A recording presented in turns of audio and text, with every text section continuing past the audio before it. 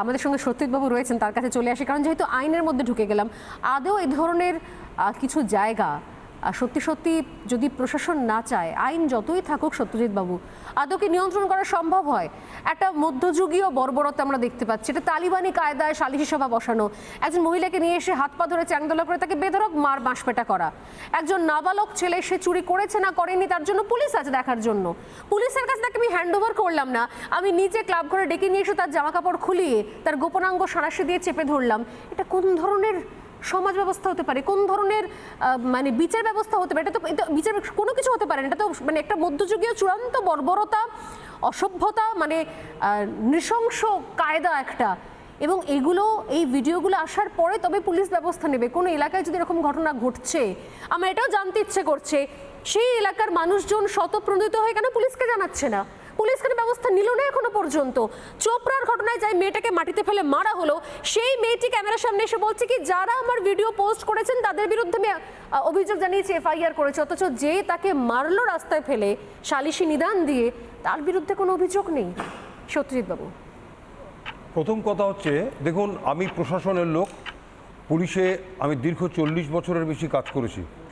এই যে অকথ্য অত্যাচার যেগুলো আপনাদের মিডিয়ার মাধ্যমে, আপনাদের চ্যানেলের মাধ্যমে লক্ষ লক্ষ দর্শক দেখছে, এটা দেখার পর কিন্তু সাধারণ মানুষ শিউরে উঠছে এই অত্যাচার ব্যাপারটা। ঘটনা হচ্ছে কি, দেখুন, একটা জিনিস কোনো মিডিয়াতে এই পর্যন্ত দেখতে পেলাম না যে এই কথাটা আলোচনা হচ্ছে যে তালতলা স্পোর্টিং ক্লাব যেখানে ঘটনাগুলো হচ্ছে, এই তালতলা স্পোর্টিং ক্লাবটা হলো কোত্থেকে?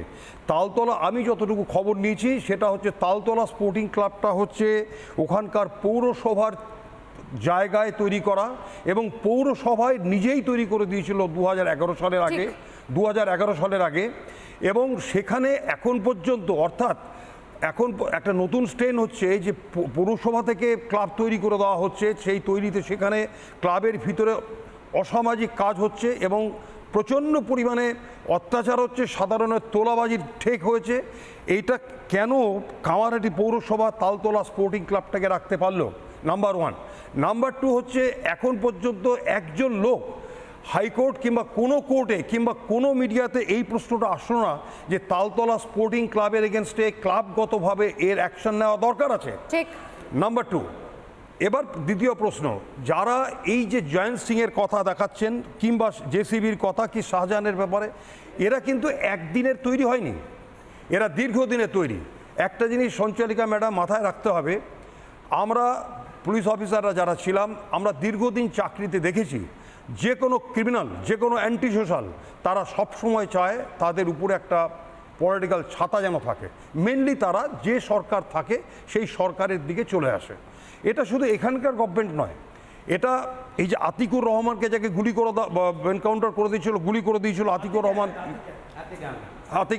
আতিক আহমেদ, যাকে ইউপিতে, তারও এগেনস্টে কিন্তু 160টার উপরে এফআইআর কেস ছিল, 160টার উপরে। কিন্তু সে দুঃখের বিষয়, দেখুন যে সেই আতিকুর রহমান, সে তার এগেনস্টে 60টা ধর্ষণ থেকে গণধর্ষণ, মার্ডার, খুন, লুটতরাজ, সে কিন্তু 5 বারের এমপি একটা পার্টির এবং 1 বারের এমএলএ।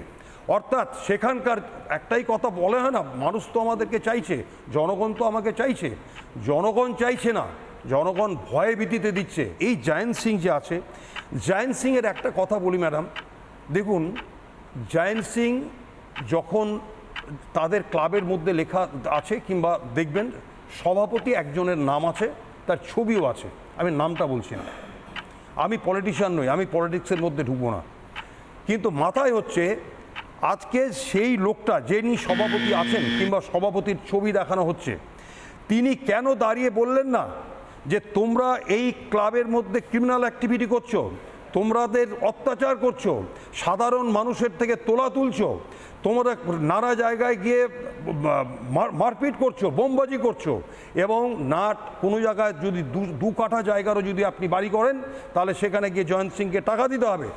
সেই সভাপতি কেন দাঁড়িয়ে বললেন না যে আমার নামটা সভাপতিত্বে দেবেন না, আমি কিন্তু তোমাদের মতন ক্রিমিনালকে সাপোর্ট করি না। সারা বছর যাদেরকে দেখতে পাওয়া যায় না, সারা বছর যাদেরকে নানা রকম অন্যান্য কাজে দেখতে পাওয়া যায়, যদি সত্যি সত্যি এই শেখ শাহজাহানদের হাতে, জেসিবি ওরফে তাজমুলদের হাতে, এই জয়ন্ত সিংদের হাতে ক্ষমতা না যায়, তাহলে সত্যি সত্যি ভোটে এত অনায়াস জেতা সেটা কি সম্ভব হয়?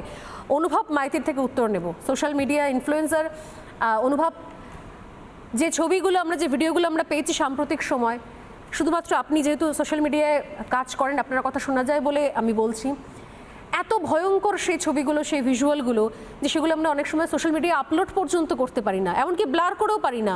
বলা হয় নাকি সোশ্যাল মিডিয়া থেকে সেটা বিভিন্ন ধরনের স্ট্রাইক দেওয়া হয়, অবজেকশন আসে, কিন্তু এই জিনিসগুলো দিনের পর দিন আমাদের সমাজে ঘটে চলেছে। কেউ স্ট্রাইক দেয় না, কেউ অবজেকশন করে না, সবাই মুখে কুলু পেটে থাকে।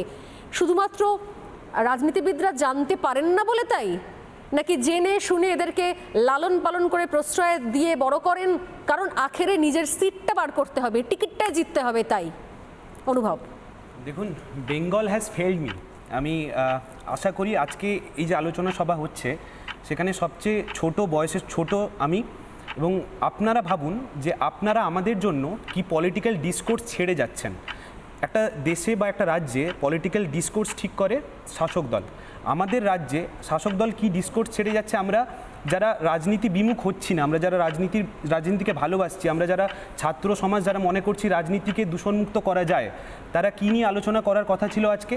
দ্রব্যমূল্য বৃদ্ধি নিয়ে, শিক্ষা, স্বাস্থ্য, আমরা কিছু পলিসি রিফর্ম নিয়ে আজকে কথা বলতাম, কিন্তু তা নয়। আজকে আমরা কী নিয়ে কথা বলছি? কোন জয়ন্ত সিং কোন একটা ছেলের নিম্নাঙ্গে সাঁড়াশি দিয়ে নাকি চেপে ধরেছে, সেটা ভুল, সেইটা বলার জন্য আজকে আমাকে এখানে দাঁড়িয়ে থাকতে হচ্ছে। আর ওপাশের মানুষরা কিছুজন এটাকে জাস্টিফাই করছেন, কিছুজন করছেন না, বলছেন ভুল। তৃণমূল কিংবা তৃণমূলের নেতারা ভালো দাম পেলে নিজের মা বাবাকেও বেচে দেবে। তো এইসব জয়ন্ত সিং কিংবা এই জেসিবিরা, এরা তাদের হাতের ময়লা ব্যবহার করবে, ব্যবহার শেষ হলে ছুঁড়ে ফেলে দেবে, যেমন জয়ন্ত সিংকে মদন মিত্ররা ছুঁড়ে ফেলে দিয়েছেন, সৌগতবাবুরা ছুঁড়ে ফেলে দিয়েছেন। দেখুন, এখন সৌগতবাবু চিনতে পারছেন না। আর কালকে মদনবাবু একটা টিভি চ্যানেলে বললেন যে ওনার সাথে নাকি ঘনিষ্ঠভাবে পরিচয় আছে কিন্তু ঘনিষ্ঠ নন। মানে একটা ঐতিহাসিক স্টেটমেন্ট, ঘনিষ্ঠভাবে পরিচয় আছে কিন্তু ঘনিষ্ঠ নয়। আমি না দেওয়ালের দিকে অনেকক্ষণ তাকিয়ে থাকলাম, জিনিসটা ভাবলাম, মানে এটার অর্থ কী হতে পারে। দেখুন, অনেকগুলো জয়ন্ত সিং জেসিবিরা থাকলে মদন মিত্র, সৌগত রায়রা তৈরি হয়। অনেকগুলো শেখ শাহজাহানরা থাকলে একটা মমতা বন্দ্যোপাধ্যায় তৈরি হয়।